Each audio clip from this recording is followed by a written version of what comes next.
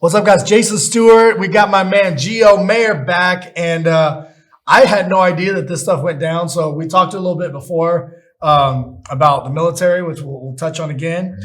We talked a little bit about the dancing. This guy is like a high-level Latin dancer. I got a funny story to tell you about that. Yeah. But you just laid it on me that the last time you fought Anthony Orozco, who went on to become champ and went around the world and become champ, and that was like the first guy that really that I've seen defeat you.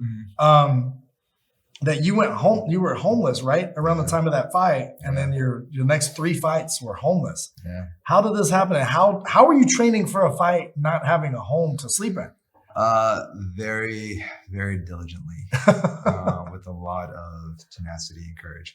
But yeah, man. So basically, just poor decisions on my end, job wise, relationship wise, where I was putting my energy, just the works, right? Yeah. And I think it ultimately culminated in a position where I just couldn't sustain myself, and everything just kind of like imploded, for lack of better words. And so that happened the week that was fight week.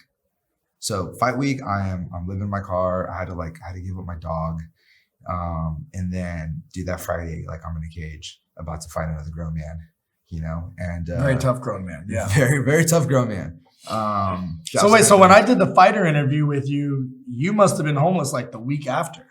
Yeah. Because I remember us talking about that, because you were like, his wrestling's better, but you got a little more jiu-jitsu and you got a little more striking and more experience. But so that's crazy. I had no idea. And then you fought for us again. You had a first round knockout. You fought for Dan Henderson's promotion. Another first round shout out knockout. to Dan. We love what you're doing over there. And so another first round knockout. So you're beating these dudes up living out of your car. Yeah. Kia Soul, by the way. I told him Soul. I rented a Kia Soul once when I was needed a car many, many years ago. And I remember I was like 2 weeks, and the bill came to like $900, and I was devastated. It was too expensive. Yeah. And then now I have cars that rent out for more than that for one day. Come up. So bad decision, working at a job that wasn't quite paying you enough to pay the bills. Yep. You end up homeless. Yep. How do you turn that around? Man, it took a lot, and essentially I just kind of got to this point where I was at rock bottom, and I can't go any further down. So if I'm gonna be here, then I'm not gonna live. Unless your car breaks down. Unless my car breaks down, and you're really screwed. And you know what? Then now I'm walking. Because like I live in Mira Mesa, I kept everything very close. Like wasn't like driving up and down too crazy far. Mira Mesa is kind of far from Victory and well, next to Alliance, Okay.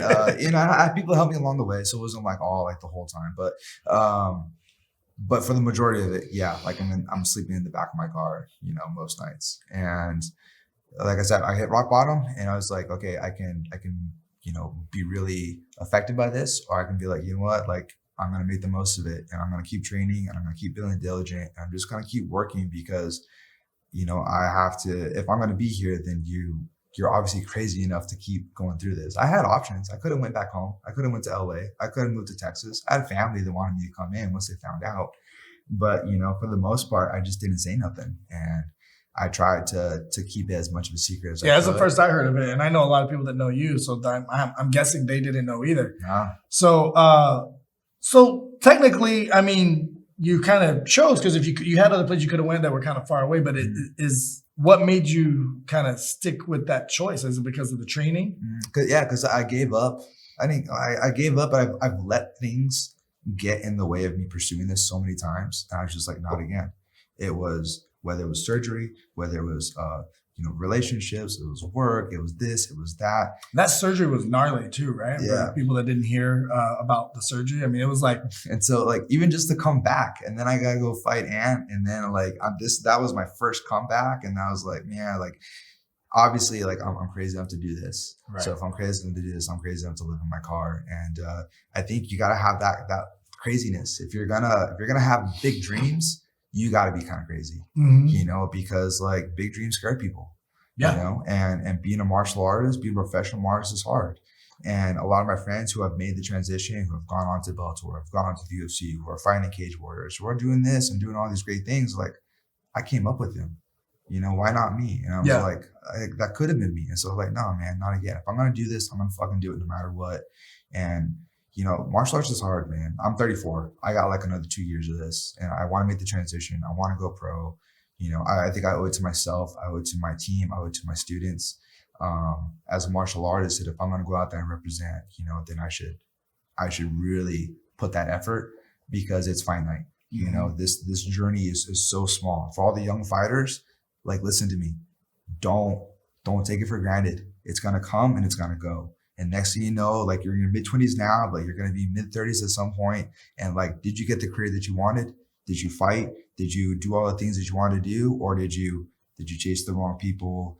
Did you party too much? Did you like let injury stop you? Did you the fear of failure get it to you? So like, if you're going to do this, like, you got to do it. And people are going to think that you're crazy. And you know what? You are. And just accept it. That's a good message. So the crazy thing is, so I was at Serena Cuevas. I had a dinner, famous dancer, great friend of mine for many, many years. Shout out Serena. And I'm at her dinner, and most of her friends are dancers and stuff like that, because that's her life. And they were like, hey, you have Gio fighting on your card. And they all knew you as a dancer. Yeah. And you had mentioned before that you had done some dance, but they were like, no, he's a legit dancer. Like, he's on our level. Like, he does this. We we grew up doing this, like this Latin dancing, competition style dancing. And I was like, yeah, he told me that dance, but I was just like, that's crazy. You guys know him from that world, and he's over this world. And it's come up on several interviews just today on how, we got a dog trainer, we got a guy who's really into the math and physics, and that's how he's got good at the grappling faster than the striking, because to him it was more physics. And so with you, it's like the dance world. You're also Marine. Which correlates a little bit better. You think of the Marines as the really tough guys, and them transitioning into a fighter makes more sense. But you got your military background, you got your dancing background, and now you got your martial arts going on too, which you have a huge background in that. Tell us about how, because you train with a lot of fighters. I think that the average person has a stereotypical idea of a fighter. A Rampage Jackson howling at the, hitting the chest. Let me bang, bro. Let me bang. And the reality is most of those guys that are like foaming at the mouth for a fight all the time usually aren't martial artists. They're not trained, because if they were trained athletes, they would be a lot more humble. And it's like, you need confidence to go far, but no matter what, if you're doing martial arts, you're getting humbled on the regular. There's guys at the gym that just got your number in boxing or wrestling or jiu-jitsu or whatever it is.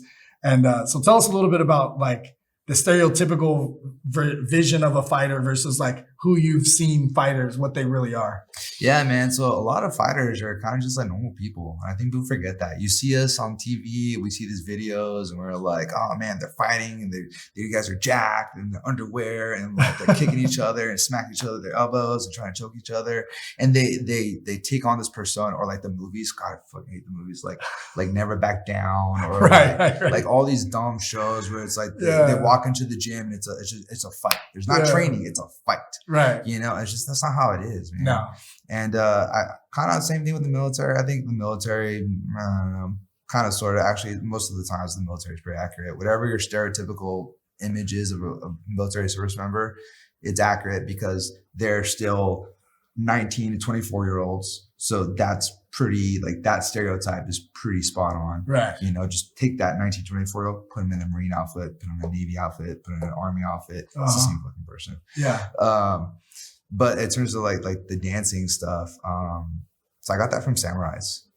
So like the samurais, they believed they had to like this duality, right? Like you can't just be a bloodthirsty killer. There has to be balance. And so they're encouraged to be artists. They're encouraged to be poets. They're encouraged to be like writers. They're encouraged to be like politicians, calligraphers, right? They had to have something to balance them, right? So that the whole idea of like yin and yang. And most of them, it was like the higher level they got with their fighting capabilities, the more intellectual they were too. It was like a direct correlation. One didn't grow without the other. Absolutely. It's the same thing here, man. Like you can't just be a mindless person going into these things. Like if you let that lizard brain part of you take over, you're only gonna last so long, because then someone else is gonna come along, say like you're Adesanya's, your Mayweathers, your Mighty Mouses, your John Joneses. They'll come along and they'll be like, "That's cool, bop. Whoop, there's a kick. Nope, whoop, you thought, Yeah. and they're just tearing you apart. Why? Right. Because you can't see what's in front of you. Mhm.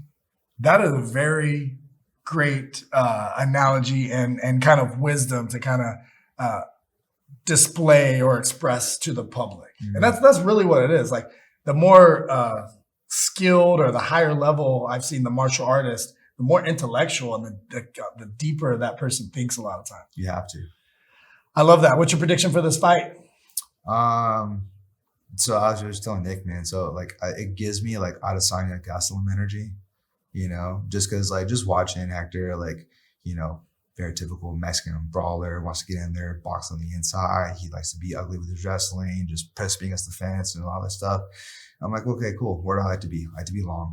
I like to, like I said, Izzy Gastelum. Gastelum tries to get him to his face, throw nice loopy punches, get inside, shoot for the wrestling.